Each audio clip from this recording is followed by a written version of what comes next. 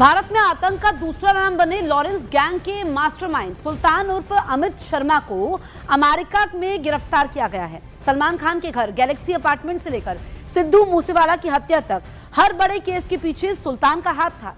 Anti gangster task force और interpole की मदद से अब सुल्तान जल्द ही भारत लाया जाएगा।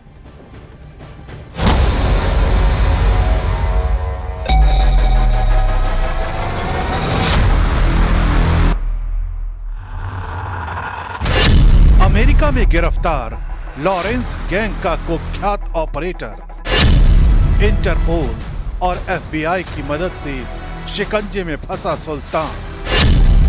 लॉरेंस के नेटवर्क पर एंटी गैंगस्टर टास्क फोर्स का बड़ा एक्शन।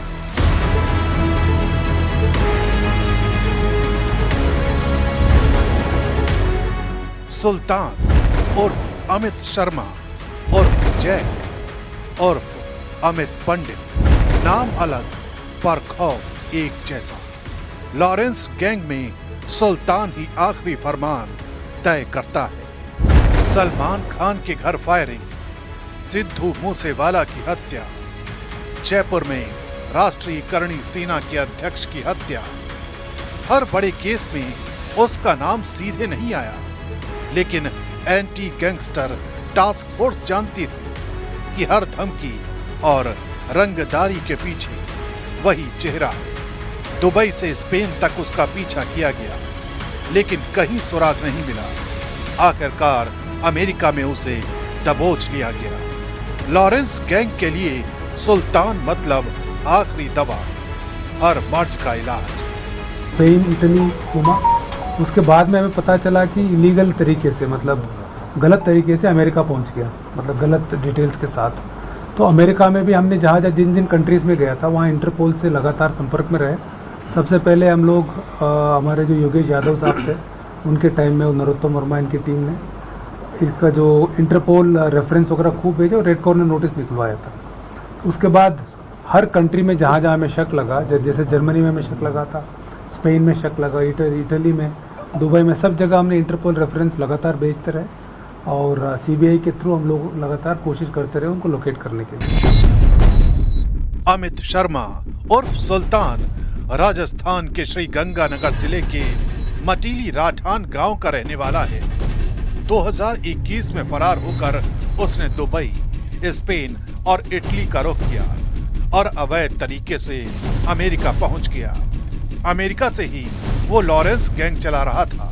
धमकी, रंगदारी, फायरिंग, हर क्राइम की स्क्रिप्ट खुद सुल्तान ही लिखता था।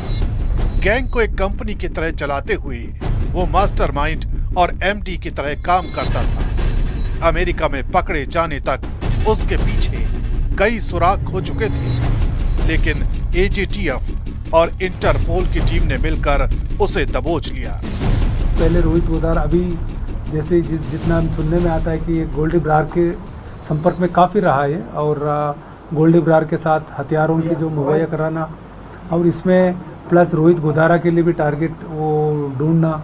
इसके अलावा जितने भी गैंग एक्टिविटी चलती थी उसमें काफ़ी सक्रिय रहा, लेकिन पीछे पृष्ठभूमि में रहता था और सामने नहीं आया, खुद कभी धमकी देना इस तरह से काम नहीं किया।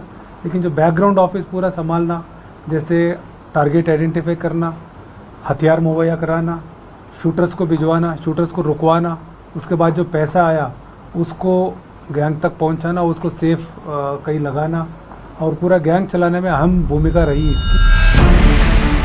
एंटी गैंगस्टर टास्क फोर्स ने इंटरपोल और अमेरिकी सुरक्षा एजेंसियों की मदद से सुल्तान को अमेरिका में गिरफ्तार किया। अब उसे भारत लाया जाएगा और अदालत में पेश किया जाएगा। लॉरेंस गैंग के दूसरे सरगना अभी भी विदेश से ऑपरेट कर रहे हैं, लेकिन सुल्तान की गिरफ्तारी ने गैंग के लिए बड़ा झटका दे दिया है। ये गिरफ्तारी सिर्फ एक मास्टरमाइंड की गिरफ्तारी नहीं, बल्कि पूरे नेटवर्क के लिए एक चेतावनी है। देश की कानून व्यवस्था और एजीटीएफ की सख्ती ने साबित कर दिया है कि अपराधियों के लिए कोई सीमा नहीं, चाहे वो 7 समंदर पार ही क्यों ना।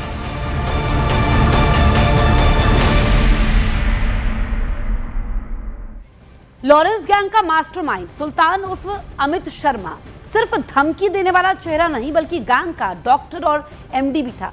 विदेश से भारत में रंगदारी, फायरिंग और हथियारों का सारा नेटवर्क वही चलाता था। शूटर भेजने से लेकर हवाला और हथियार खरीदने तक हर काम सुल्तान की निगरानी में होता था। लॉरेंस गैंग की कमान अब तक विदेश से चल रही थी, लेकिन सुल्तान की गिरफ्तारी ने गैंग के लिए बड़ा झटका दिया है।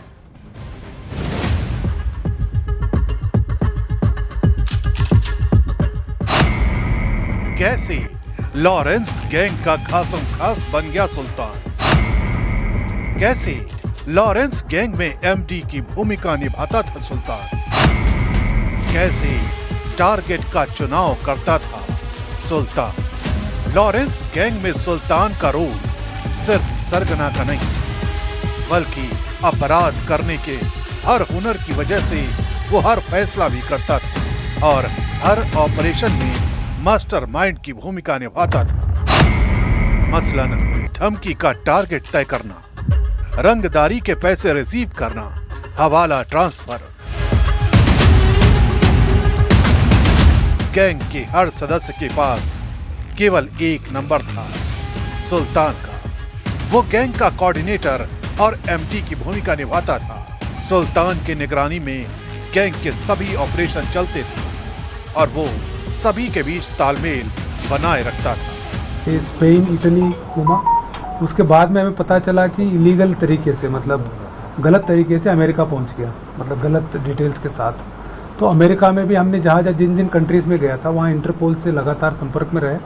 सबसे पहले हम लोग हमारे जो योगेश यादव साहब थे उनके टाइम में, नरोत्तम वर्मा इनकी टीम ने इसका जो इंटरपोल रेफरेंस वगैरह खूब भेजे और रेड कॉर्नर नोटिस निकलवाया था। उसके बाद हर कंट्री में जहाँ जहाँ हमें शक लगा, जैसे जर्मनी में हमें शक लगा था, स्पेन में शक लगा, इटली में, दुबई में, सब जगह हमने इंटरपोल रेफरेंस लगातार भेजते रहे और सीबीआई के थ्रू हम लोग लगातार कोशिश करते रहे उनको लोकेट करने के लिए। सुल्तान लॉरेंस गैंग को विदेश से ऑपरेट करता था। फरार गैंगस्टर के रहने, फर्जी पासपोर्ट और दस्तावेज तैयार करने का काम भी उसी के जिम्मे था। रोहित गोदारा, लॉरेंस बिश्नोई और गोल्डी बरार तीनों के बीच कोऑर्डिनेशन और फैसले की आखिरी जिम्मेदारी सुल्तान की ही थी। बीते महीने गैंग में दरार के दौरान सुल्तान का झुकाव रोहित गोदारा की ओर था। उसके नीचे हर टास्क के लिए अलग टीम थी। विदेश से ही पंजाब, हरियाणा और राजस्थान में धमकियां और रंगदारी वसूली जाती थी। फायरिंग या हत्याओं का फैसला भी उसी की इजाजत से होता था। यानी एंटी गैंगस्टर टास्क फोर्स की कार्रवाई ने लॉरेंस गैंग की कमर तोड़ दी है। इससे पहले गैंग के अमरजीत बिश्नोई और महिला साथी सुधा कंवर को इटली से गिरफ्तार किया गया और आदित्य जैन को दुबई से दबोचा गया। गैंग ने हाल ही में कोचामन सिटी में एक कारोबारी की हत्या की थी और जयपुर में धमकी दी थी। जो जहाँ धमकी आ रही है उसकी जो बहुत सारे लोग उस शहर के रहते, उस डिस्ट्रिक्ट के लोग इन्वॉल्व हैं। वही कहीं टारगेट चूज करने में और उसके बाद कोई शूटर्स आते हैं उनको रुकवाने में, उसके बाद शूटर्स को फरार कराने में इसमें मदद कर रहे हैं। तो वो हम सबके ऊपर हमारी निगाह है और अभी हम लोग अब कुचामन घटना के बाद, उससे पहले से भी हम कर रहे थे, उसके बाद डबल स्पीड से हम लोग लिस्टें बना रहे हैं। इन सबको हम अरेस्ट करेंगे, इनके खिलाफ कार्रवाई करेंगे। विदेश में छिपे गैंगस्टर अब सतर्क हैं। एजीटीएफ का लक्ष्य रोहित गोदारा के लोकेशन ट्रेस करना और सुल्तान से पूछताछ के बाद पूरे नेटवर्क को ध्वस्त करना है। और इस एक्शन का नतीजा ये हुआ है कि गैंग अब कमजोर हो रहा है और उसकी छटपटाहट बढ़ती जा रही है।